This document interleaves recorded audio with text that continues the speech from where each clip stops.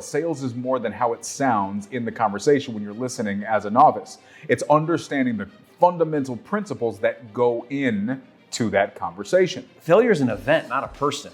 You know, if you make it a person, then you got a real fundamental problem going on because now it's about you. Whereas if it's an event, it's just a moment in time. That's all it is. Guys, welcome back to another video in this powerful masterclass series that we're doing, all about how to become a real estate closer.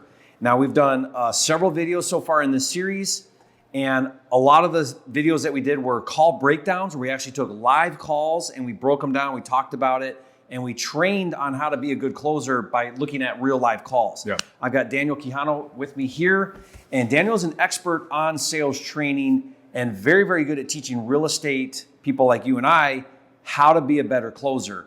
And one of the things that Daniel's really big on, he talks quite a lot about, is how to move past the process, how to move past the script. A process is important, a script is important, moving a seller step by step through a sales process, really important. But at the end of the day, you can follow a script, but you do not want to sound scripted.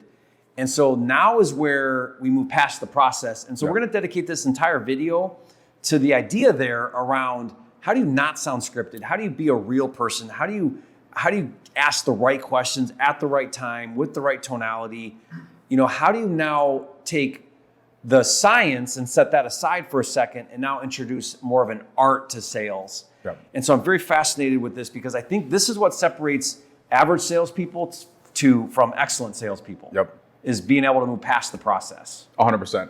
You know, it's a really interesting conversation that I don't think people have enough. When I was building out my coaching program, I was thinking about, like, where do we start? We talked about this a little bit off camera here today. Is like, you know, how do you take all of these things that I want to impart into people about understanding human beings, understanding yourself better, and communicating more effectively? How do you put that into a program? And I realized, I said, you have to start at the very beginning, right? Where do people get stuck? So we've mentioned, you know, I've been fortunate to have coached thousands of people and tens of thousands of calls in real estate over the years.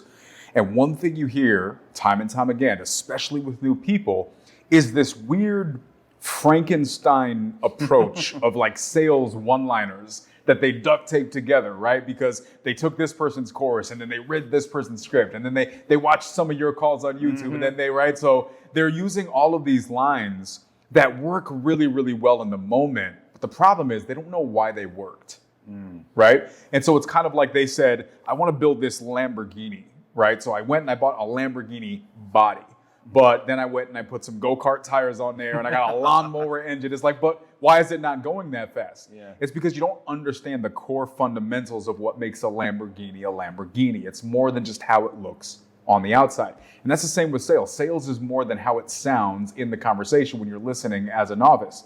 It's understanding the fundamental principles that go in to that conversation, right? So what happens? Go ahead. I was going to say it's so true because the question can be the most brilliant question, but if it's asked at the wrong time or out of context, it's not, and it kills the whole experience. So just because you hear your favorite, you know, guru use this line, doesn't mean that it's the line that's necessarily what's important. It's the context of when, the tone, the appropriateness of the question. So it's not that. To me, it's not just asking good questions. It's asking good questions at the right time. Correct. And with the right tonality and the right meaning frames. Yep. That's why it's important. It's understanding the why. You said it perfectly. That's exactly what it is. But if you don't understand why, then you're just throwing out the question, right? And I think a lot of people think they get good because they have a pocket full of one-liners, right? And you're like, oh, look at this. I threw this one out there and I threw that one out there. It's not how it works. That's when you start sounding like that used car salesman. So what happens, right? People say, well, how do I fix this? Well, then you have all of these teachers that come and say, well, the way you fix that is you have a sales process, right? You don't use that. You just have a sales process. And that's good, right? This is not knocking a sales process. I think you do need a sales process because what does the sales process gives you? It gives you a framework. It gives you a structure. Correct, right? It helps you to understand what is the framework that I need to use to start from this conversation. So the example that I always give is if you're very, very new, the first thing you probably need is just a script. Like, what do I say? People give, Jerry, you have free scripts, correct? Yeah. Download Jerry's script and start there. That's it. right? Start there. Make phone calls, start making mistakes. But then what you're going to realize, if you do this enough times, you don't quit after the first time you get told, that your face is ugly. You're going to realize, okay, I've done that, but now what? Well, then you advance and you go into a sales process, right? It's a framework that gets you past just what you're supposed to say. It gives you a framework as to, okay, here's what you say, but here's the direction the conversation's supposed to go, right? Now, a lot of people would stop right there and they'd say, well, I know what I'm supposed to say because I have the script, and I know the direction that the conversation is going to need to go because I have a framework. Well, what else do I need? That's it. And a lot of people stop there, right? Now, one could develop a genuine argument that says, well, once you have that, you don't need anything else because you're closing deals. You're not going to close all the deals. Close the ones you can and you move on. And that's fair. And here's the thing. Let me be really, really honest. And this is shooting my own philosophy in the foot. But let's be real. There are people who have 7-figure real estate businesses who do nothing but a sales process. Mm-hmm. You can do well with that, right? If you practice it and you understand well. But here's the other side of that, Jerry. I have people every single day that come to me. I have people that come to my trainings. I have people who have joined my coaching program that have spent months, if not years, mastering a sales process. But you know what they say? I'm following the process, but I'm still not getting deals, right? What happens? Why is this working? I'm not consistent? This isn't happening. And then I think the answer to that, which I think is the one thing that's not discussed enough in sales, especially in this industry, is, well, what happens when the sales process doesn't serve you, when it doesn't solve the problem? And this is where I think the conversation of understanding how to be a good communicator past the sales process is extremely fundamental, because I think you can do well by mastering a set of just reactive things that you say over and over again, but you don't become skilled. You don't become a Jerry Norton. You don't become a Pace Morby. You don't become these really, really powerful people until you learn what's past the process. And what's past the process is usually people. People that want to be heard.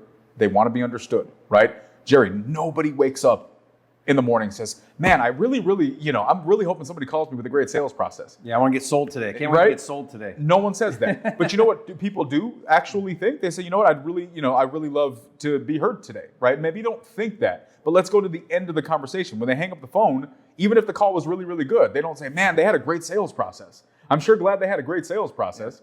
But what they will say is, you know what, that was a great person. I had a great conversation. I really enjoyed speaking with them, right? I felt like I was like we got along. I vibed with that person. They will say things like that. And so for me, that's what's on the other side of the sales process. When you get them to hang up the phone and say, I really liked that person. It's the intangibles. It's the unspoken things. And you only get those past the process. So the question is, how do you find that? What does that look like? Yeah, that's powerful. It's interesting. As you were saying that, I was thinking last week doing a training similar to today with Rich Wonders. Mm-hmm. He's known as the Innovation King. Shout out to Rich, amazing guy. And his sales process is he goes through a discovery phase, then an anchor phase, then a delivery phase. Yeah. And it's a very delineated process, and he's got it dialed in really, really well. But then I notice him going past the process, and what he's really after is giving the seller what he calls a 5-star experience. Mm-hmm. And this is Innovation's a very unique strategy. Sure. And he calls it a 5-star or a white glove. And to him, it's very, very important that the seller has this amazing experience working with him. Wow. And what he's done now is he's got a process, and he definitely has a script, but then all of that gets set aside, not thrown away, but set aside. Mm-hmm. And now it's about a real person and a real experience. And then he knows, if I can help this person have a white glove or a 5-star experience by working with me, then we're going to have a very successful transaction. They're going to be happy, and I'm going to make money. They're going to get a higher price. I'm going to make more money. Everyone's going to win here. But it's about this 5-star experience that we have to accomplish. Yeah. So then that now becomes the pinnacle of what he's looking to accomplish. Here's a quick thank you to one of our sponsors before we get back to the video. This video is brought to you by PropWire, the largest free property database in the US. If you haven't heard of PropWire, they've changed the real estate game by making property data free. Basically, they saw the writing on the wall and realized free property data is the future. Let me explain. Years ago, people used to pay for real estate education. They bought books, tapes, and courses about wholesaling and flipping houses. But now you can get that information for free on YouTube. In fact, I spearheaded this movement and started giving away my best education for free before other trainers. And just like paying for information is dead, paying for property data is dead too. PropWire was the first to realize this, but if they didn't do it, somebody else would have. And it's smart because it's the same business model that Zillow uses. Like Zillow, PropWire lets you search properties for free and sell services to professionals to make their money. And just like Zillow changed the game for retail buyers, PropWire has changed the game for investors and agents and ushered in a new way of finding deals. This new way is not software subscriptions, expensive lists, and pay-per-lead services like the old way. The new way is free software, free property searches, and unlimited free downloads. That's an unlimited number of leads for direct mail, unlimited leads for Facebook and Google ad campaigns, unlimited leads for ringless voicemail or SMS, and unlimited leads for cold calling. Just export your list from PropWire and do your thing. Again, that's unlimited searches and unlimited property downloads. Absolutely free. Get started right now and launch your first search at joinpropwire.com. So let's talk about that, right? Let's break this up a little bit and start to define the difference between the two. Okay. So step one, we talked about a script. Everybody knows what a script is, right? You have the words you're supposed to say in what order, right? Hopefully they respond accordingly so it doesn't mess up your script. But you course correct if you need to. Then you have the framework, right? So what do we mean when we say what's past the process? Well, what happens if you're going through your framework and all of a sudden they throw a curveball that you weren't expecting, right? In this series, if you watch them, you got thrown quite a few different curveballs, some of which you handled, most of which you handled well, some of which maybe not you could so have well. handled, right? Yeah. This happens. But what you learn is what helped Jerry Norton close 5 deals in 5 hours during the Closers Octagon competition was not your process. It was the way you communicated your process, right? So let me be really clear. You do have a process, right? Now, what's Jerry's process? Well, if you go back and you listen to the series, how do you know what Jerry's process is? We didn't talk about your process, but here's what I know. I know that every single conversation you start with a couple of things that are going to be taking place, right? Yeah. You genuinely navigate the conversation a certain way. You transition to the close a certain way. You closed a certain way, right? Yeah. With very few exceptions, your call flow was very, very similar. Consistent. It was very consistent. So is this me saying now you don't need a process once you become Jerry Norton? Absolutely not. Jerry Norton's comfortable with being Jerry Norton because his process is established, and he also knows when it's time to go off of that process. He knows when it's time to let the process go, right? The goal is for you to have a process, not for the process to have you.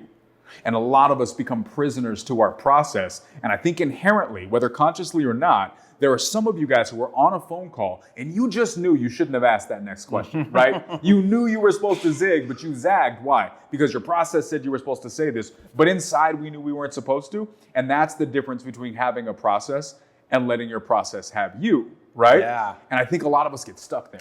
Yeah, when I coach people and I'm listening to their call, I'll do this sometimes with my students. I'll listen to their call and the seller will say something and I can see my student not listening and thinking about the next question on their script. Yeah. And then they come back and they completely miss what the seller just said and they ask the complete wrong question because they're so hung up on that dang script and that dang process that the seller just gave them information that meant they needed to go off script now and just ask a good question. Yep. And they missed it. And so I'm taking notes and then we go back through it and I'm like, when the seller said this, that was a massive opportunity for you. They just revealed a very important thing for you, or maybe they did. And that was a time for you to acknowledge what they said, ask a question, and take this down a different direction. But because you're not willing to, or you're not able, you haven't learned yet how to stop thinking about the next thing you want to say and just listen. Yep. You're so hung up on the process or the script that you're missing the big picture, which is you're trying to solve a problem, and the only way you can solve a problem is to learn and understand the problem. That's it. By listening and asking good questions. And you said such a powerful point there, Jerry. You said stop thinking about the next thing you're supposed to say and just listen. Guys, if you really think about this, that is so many people's problems. We're thinking about what we're supposed to say next. And here's what's worse. If we say what we were supposed to say next wrong, we get flustered And then we start going downhill in the conversation. Our confidence is now gone. And we're like, well, I messed up. They didn't know you messed up until you started sounding weird. Yeah, right? Until you actually started living into being messed up. Correct. It's interesting, on one of the call breakdowns we did in the series, the one that we did that went bad, is I asked him, where are you going to move? If you sell, where are you going to move? And he said to me, that was a stupid question. Yeah. So what did I do, the knucklehead? I asked the same question again. Because I got thrown off, I got flustered. Yep. And so guys, it happens, but just be aware. The biggest thing I think with developing into a better version of you is being self-aware of your limitations. Yep. And this is something that's hard to do because our ego gets in the way, and it's easy to see where everybody else does something wrong. It's so hard to see where we do something wrong or yourself does something wrong. And if you can kind of like be an open book and be willing to take feedback and take criticism and learn from your own mistakes. Like, I'm glad I did that call, because getting your feedback, listening to myself, I recognized right away. I mean, I didn't need you to tell me, Jerry, that was a bonehead question to ask. He already nailed you for that question. And then you went and asked it again? What are you, stupid? But just being able to not make it mean something about me. The thing I see often, Daniel, in this business is when things go wrong and your deal goes bad, or you lose money, or you miss the sale, or whatever, people make it mean something about them. And you make it mean you're not good enough. And as soon as you fit into the box of I'm not good enough, then you live into it and you show up that way. And now you are asking dumb questions, and now you are blowing the sale. Now you are losing money. It doesn't mean anything about you. Just know that you're in a developmental process here for the rest of your life. And we don't earn our way to success, we learn our way to success. 100%. And if you can believe that and you can show up that way in this business, you're going to do amazing. Because you're always learning. Well, and I think when you look at it that way, your response to things that happen is different, right? We talked a lot in the series today about confidence and control. Well, what's confidence at its core? It's you feeling like you deserve to be there. And so the thing I say all the time is show up to every single call like you deserve to be there, because you do, right? If you're showing up to the call like you're bothering them and you're waiting for them to give you permission to ask the questions, then you're not going to get that permission. You need to show up like you deserve to be there, right? Show up with the authority, like, just so whether it needs to be unspoken, I'm the person in charge here. I understand what's happening. You can trust me with navigating this situation. Well, here's the thing. When you show up with that mindset and bad things happen, the energy that you respond to those bad things with is such a calm and collected energy that it doesn't throw anybody off, right? And that's how you can make mistakes, and you can ask questions you probably shouldn't have asked, and you course correct and you move forward. So just be comfortable in your own skin and realize that even if you feel completely nervous in that conversation, keep it inside, right? Shrug it off. Shake it off. Right? When you get off the call, sound nervous, shake it off, stand up, walk around, do what you have to do, but then get back on the call and be back composed, right? It's kind of like faking it till you make it, if you will, right? Because the more you show up confident, the more confident you become, then you don't have to pretend to be confident. Yeah, that's really powerful.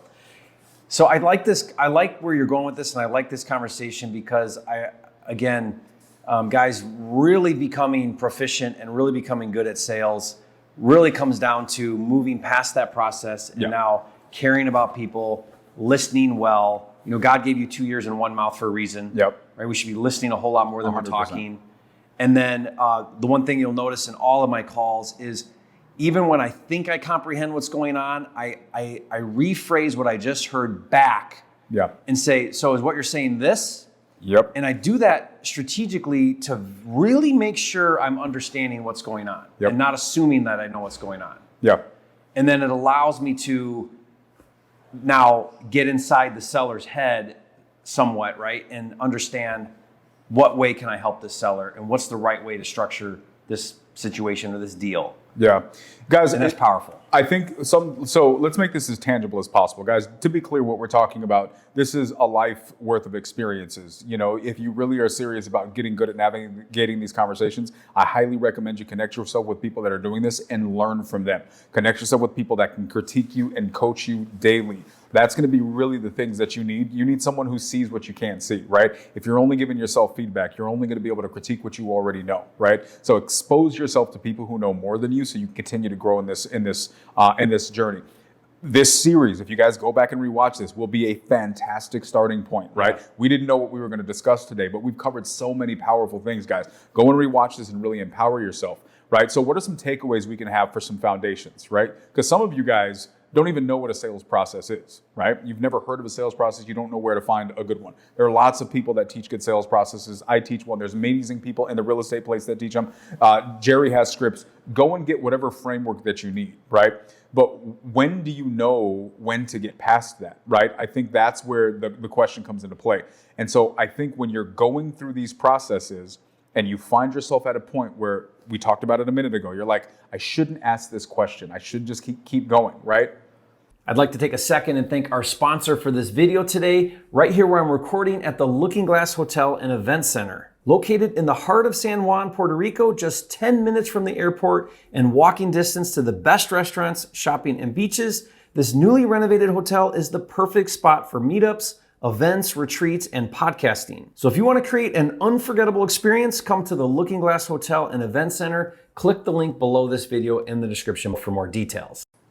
When you were first doing this, Jerry, like, were you always kind of just a natural people person where you said, you know what, let me just go off the rails? Or was that a hard thing for you to develop? Well, I came into real estate with an unfair advantage because I did a 2-year church mission in Argentina that was basically door knocking and selling Jesus for 2 years straight. Did anybody buy?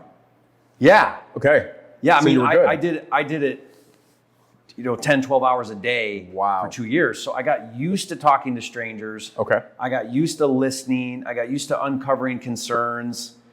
So that became something that when I first started, then no way, like that first door was the most terrifying experience of my life. And it was for a long time. Sure. But like anything, I started to get more and more comfortable. So when it came time for me to jump into real estate, I started talking to sellers. Because I had put my 10,000 hours in, I had a certain comfort level. Now, I didn't know the right questions to ask. I didn't have any foundation in real estate, but that didn't matter now because what I did have was skills in learning how to listen, show empathy, and ask questions. And those things were tremendously helpful to me. So let's paint this picture, guys. Now watch. This is where we're going past the process for a second here. Let's begin to kind of build the framework for what this looks like. So let's talk about when you first started knocking on those doors. What were some of the big nerves? What was going through your head? What were you scared might happen the first door you knocked? Oh, they're going to slam the door in my face. They're going to tell me, go pound sand, go play in traffic, F off. And that's going to mean I'm doing something bad. I'm doing something wrong. I'm a failure. I'm not good enough. I mean, love that. Those are the things that we make rejection mean about us. I love that so much. And I felt that. Like I remember days where I was like, what am I doing out here? Why am I doing this? Yeah. And it forced me to really, internalize and look at my convictions and look at my purpose and see, okay, well, what is it I'm doing? And why do I want to do this? And what impact am I having? And so when you have a real strong why, if your why doesn't make you cry, it's not big enough. Yeah. So every call you're doing, if your real intent is to help somebody in distress, get a great deal, help a cash buyer who's looking for deals, get paid in the process, and just serve and do good to people, whether you get the deal or not, if that's your objective, then I feel like you're gonna win a whole lot more than you lose because you're approaching things from a really good perspective. I love that. Now watch this, guys. This is going to sound unrelated for a minute, and then watch how this all circles back because I believe it's all connected. So your biggest concern at the beginning was what happens if I get rejected? What happens if people tell me to F off? And, because that rejection, what does that rejection mean to me? But then most people would say, well, what happens if that happens? And then it doesn't happen and everything's great and then there's rainbows. But it did happen, right? And you did feel that rejection, but you kept going, right? So let's talk about that for a second. Like, how do you navigate in your head being scared of being a failure and then in fact becoming the failure, right? Is it in fact that you're a failure, or is failing just a part of the process of becoming successful? Is there a difference between failing and being a failure? Massive difference. Okay. Yeah, because messing up or losing the deal or getting rejection or whatever, that failure is an event, not a person.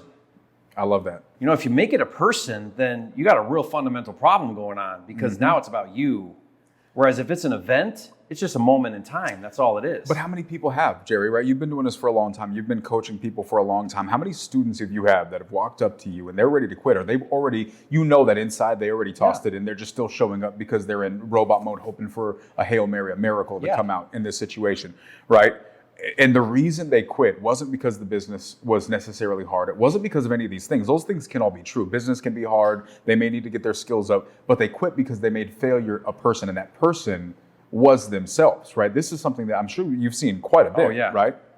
I see this every week because I do live Zooms with my students in my coaching program, and without fail, every single week I'll have somebody, because we open up to Q&A, and I'll have somebody say to me something to the effect of, Jerry, I just don't think this works in my market. Now, people think it's their market, or I just don't. Or they'll say, I tried that and it didn't work. How many times have you heard that? 100%. I tried that and it didn't work. Yep. That doesn't work in my market. And I'll ask them, I'll say, well, why do you think that? And they'll say, well, because repeatedly I've been making an offer, following the formula, making an offer, and I'm getting massive rejection, and I'm just so far off, and I've decided that this just isn't working. It doesn't work. Yep. And I tell them, I say, okay, now what sample basis are you taking this from? How many people have you talked to? And 10. most of the time, it's never more than 25. Yep. So I'm like, okay, so let me get this straight. You've talked to 25 people and you're now coming to the conclusion that this doesn't work. Yep. I say, you talk to 10,000 people and then come back and tell me it doesn't work. You have not put in the work. You have not paid your dues. You have not talked to enough people. You do not have enough of a sample to determine that this doesn't work. 100%. But here's the thing. So let's dig into this a little bit more. Now, you guys, you're going to start to see the trail, how this all connects, right? Because if you take most of those, not all of them, but you take a lot of those people, what you begin to realize is that they did that same thing in another business or another opportunity or another relationship or another fill in the blank, right? And what happens? Well, what you begin to realize is they weren't giving up on the opportunity. They were giving up on themselves, right? And not taking accountability for it. Exactly. Blaming it on Jerry didn't, the coaching program, my leads, my coach, my business partner. The market's an easy one. Everyone likes to do that one. Oh, my market's too hard. No, it's not. Yeah. Your market's not too hard. This works in every market. Correct. Your leads aren't bad leads, right? It's not those things. It's you're making some external factor the reason why it's not working. But what's really going on is you're calling it yourself a failure. Because if it was just about learning, you'd be back on the phone the next call with high energy. Yep. If it was about learning. So what's this really about? And that's exactly it. So now when we're talking, let's bring this back. We're talking about sales. We're talking about going past the process. Part of the reason people can't get past the process is because part of getting past the process is getting past themselves. Yeah. It's getting out of their own way. What did we say at the beginning of this series? I said was my foundational approach towards sales. It's 1, understanding yourself. 2, learning how to understand other people, and then using effective and intentional communication to bridge the gap, right? Well, what does this have to do with what we're talking about? Well, the reality is the reason you need to understand yourself is because you know what one thing is always consistent in every single solitary phone call that you make, Jerry? You. You are a part of every single solitary conversation. You, as the person who is making this phone call, I don't care what state you're calling, what market you're calling, what lead source you're calling. I don't care if you're door knock. I don't care what you're doing. The one common denominator is you're the one that's there. And when you start to see patterns emerge, you should be asking the right questions. Why is Jerry able to consistently get certain results out of the same leads that you're calling? You're saying they're bad leads. You're saying it's a bad market. You're saying this doesn't work. And he's making hundreds of thousands of dollars a month on the exact same leads. It's the denominator that's different, right? So what does this have to do with the sales process? Well, at the end of the day, guys, when we start asking the right questions, we start to realize, okay, when I show up to every single conversation, what am I doing? Well, there's a framework, not just a framework to the conversation, but there's a framework to life. And I bring my framework to every single call. And if I don't adjust my framework, I will never get past the sales framework because I am the lowest common denominator. Yeah. I have to raise my denominator if I want the equation to be higher, right? So when we're talking about all of these conversations, let's bring it back to, okay, so what do you do? Well, let's go back to your door knocking.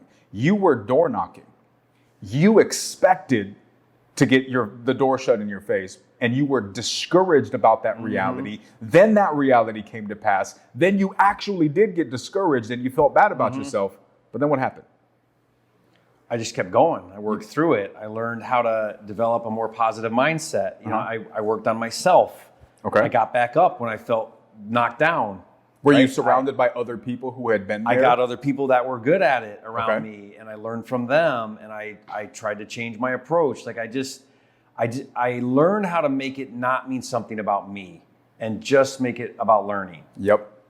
And then all of a sudden... And it didn't happen overnight, by the way, but you know, like that was the evolution for me. So was it then after you did that? So what's the step? So let's make this tangible, guys. Let's give this a step by step. So step one, you were nervous because you thought something bad would happen. 2, you were right. I attracted it. Yeah, you attracted exactly what you expected. And then you felt bad. You wanted to quit. You almost quit. You were like, why am I doing this? But then you said, no, other people have done it. Yes. I can do it too. Let me talk to those people. Let me understand what they're doing. Let me get myself out of my funk.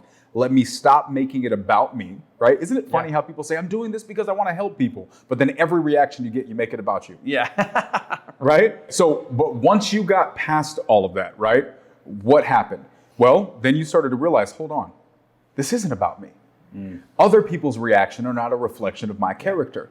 Holy crap, the thing that used to stop me is now the thing that's actually motivating me, because I realized that, hold on, if I want to actually help people, I have to not let other people's problems slow me down. On the contrary, those issues are fuel to demonstrate the need for me to push forward, right?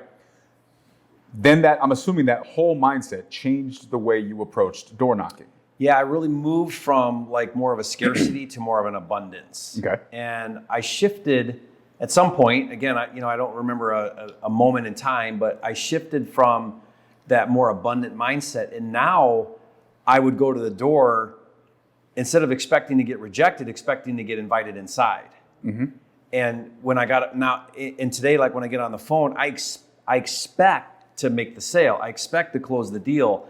And I also know that if I don't, it's okay, because I'm going to call somebody else and there's another deal around the corner for me. So it's okay.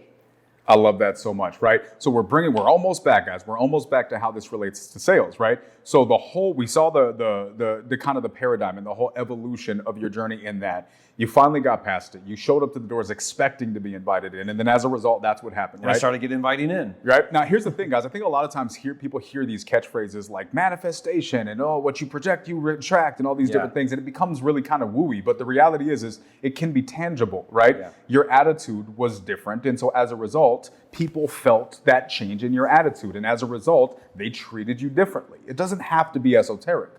Yeah. Sometimes it's that simple. I think, and tell me if you agree with this, but I think in sales, in real estate, and probably anything in life, mindset, what's going on in the real estate between your ears, there's probably 90% of success. 10% is the process or the script or the tactics. Without question.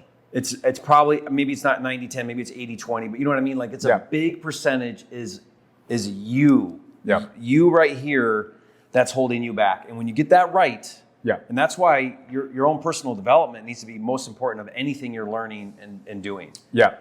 When I first got started in real estate, what I would do is, and this was 20 years ago, is I went to the library and I checked out the CDs, the audio CDs. You're dating yourself, man. I know. And I went to all the greats, like the Zig Ziglars and the Tom Hopkins and the Tony Robbins and the Brian Tracys. Yeah. And while I'm driving around driving for dollars, and in my little market in Detroit, Michigan, I listening to, and it was none of it was real estate. Yeah. Because that wasn't my problem. And I knew that wasn't my problem. I needed to develop a stronger mindset. And so I just put so much effort, and still to this day, put so much effort into my own personal development, because I know if I'm working on that constantly, everything else will fall into place. Yep.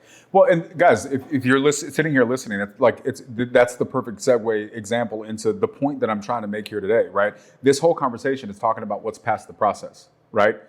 And we're going to bring this back. I'm going to very quickly bring this back to how it relates to sales specifically. But as a broader rule, you're the biggest problem stopping you from getting past the process. And if we're going to effectively get you to learn how to operate past the process, we have to get you out of your own way. We have to get you on your own team, because most of us by default are not, unfortunately. How much would you say in your training is focused on that one key mindset, like mindset? 90+%. I mean, we have people that are listening in right now. They can tell you, guys, if you're watching in the chat from my community, like they'll know my first 2 boot camps that I did not have a framework or a structure. People cried in both boot camps. If somebody does not cry in one of my Zooms at least once a month, I am doing my community wrong. Because you're not getting to the core of it. I'm not getting to the core of it, right? Because I promise you, you don't need more scripts. You don't need more one-liners. You don't. You need to get out of your own way. You need to show up as a person that people say, I don't know what it is, but I just want to do business with you. You don't need some catchy, tactical, gimmicky trick. You don't the need way that. I look at that, I look at all of those things, and there's nothing against those. Those are powerful. I use them. I have lines that I use very regularly in conversations, but I look at those as ornaments on the Christmas tree, right? They're beautiful and they add so much to a Christmas tree. But you know what they don't do? They don't do anything without a Christmas tree, right? Imagine having ornaments with no Christmas tree. You got a pile of stuff on the floor that doesn't make any sense, right? Work, yeah. That's how a lot of you guys sound with your one-liners and your takeaways, because they don't have anything to go on. Well, what's the Christmas tree? What we're talking about here. Your foundation. Right? Knowing yourself, having a good core of who you are and how to communicate effectively. You add those types of things on top of that, you become unstoppable. Correct. Yeah. Awesome. Well, guys, speaking of that, we want to invite you to check out Daniel's training program. We're going to put a link in the description. If you want to really take your sales skills in real estate to a whole new level, I highly recommend that you take that training. Again, click that link and learn more about how you can participate in that. Also got some great resources going back to like scripts and things like that that are helpful to get you started. We'll give you some of those resources as well. But remember, the whole point of this video was moving past all of that and really building a core foundation that's going to give you the overall framework to see success in this business. And this has been a lot of fun, guys. Please, if you've been following in this series, leave a comment. Let Daniel know how much you appreciate his time. He flew all the way out here to Puerto Rico just to put this together. His time is valuable. He's busy. Me too, making time for you guys. This is totally free that we're giving you this content. So just let us know that it means something to you. Leave a comment and say, Daniel, you're a flipping genius. And let us know how much you appreciate this. And give us feedback. If there's more you want to learn about, if there's other things you have questions about, I'm sure Daniel would be, I'm going to twist his arm a little bit, but come back and do more content like this. Would love to. We can add to this, keep adding to this series. Because our overall objective here is to help you become more effective at helping sellers, more effective at closing deals, really just winning big in this business, having fun, being a part of something bigger than yourself, making an impact, making a difference in the world. And that's really what this is all about. It really is, guys. And to wrap up the final point that I was making about everything that Jerry just said, like, guys, listen to his journey, right? When he said something very important. He said when he got into real estate, he already had an advantage, right? This is where I bring this all back. He had an advantage because of everything that he went through. He knew how to show up to a conversation. You want to know what's past the sale? That. Knowing how to show up to the conversation. And that starts with you knowing yourself, not making it about you. Show up like you deserve to be there and show up with that confidence. Now, here's the thing. You may not have had a background in door knocking as a young person and doing this for years of your life. But what you do have is a phone and a set of phone numbers that you can call every single day. And I promise you, you can duplicate Jerry's experience by doing that. If you do that, expect to get the door slammed in your face or get hung up on and bad things to say. But if you show up, you don't make it personal, you surround yourself with people like Jerry did, and you continue to do those actions, connect yourself with videos like this, next thing you know, you're going to show up like you deserve to be there. People are going to hear something different, and the same advantage that Jerry had at the beginning, you're going to have too, because you connected yourself with a video like this, people like Jerry, and you're doing the things about making it bigger than yourself. I promise you it'll make a big difference. It's not going to be an overnight process, but if you show up every day, you'll be amazed at what you look like a couple of years from now. Awesome. Love that. Guys, appreciate you so much. We'll see you guys on the next video. Thank you for being here.